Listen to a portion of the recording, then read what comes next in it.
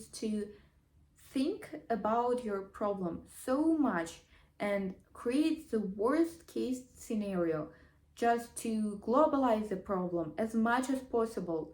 And only then you could actually see that maybe I'm not being objective and looking at this globalized problem that you created on your own, what you do all the time by overthinking. You might say that this idea is actually very crazy and insane, and what are the odds? What are the chances of this actually happening? You are already overthinking, so overthinking to the last extent where you making yourself realize that it's not big of a deal.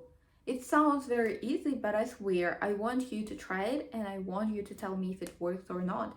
And if it does, then I want you to input it in your life as a habit. You would basically do the same thing you do all the time, but in the end, you won't be left stressed. You'll get a relief. And trust me, it really sounds weird that by overthinking something to the worst extent, you will get a relief, but you will. So just try it. And you won't lose anything from that. The next point is perfectionism.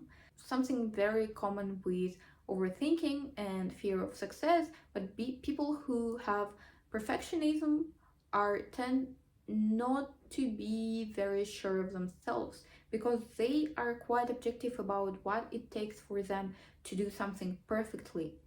And the key word in here is perfectly, not the objectiveness, because it's not really objective to do something perfect, because perfection is not real. Perfection is something you have in your head, and you should always keep it in mind as a motivation, and perfection should be as a goal for you, which is not going to be achieved exactly as you think it will, because it just lives in your mind. Nothing in this life is perfect, nobody is perfect, and I will be coming back to this idea very often as you need to remember that perfection does not exist. So people with that problem should again think more objectively and realize that no matter what they do, they won't be perfect. They won't create anything perfect.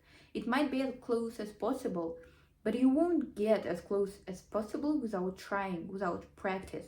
Because the key in here is to practice all the time. Because we do not expect the child to speak fluently by the age of 1. It's not possible. They need to try.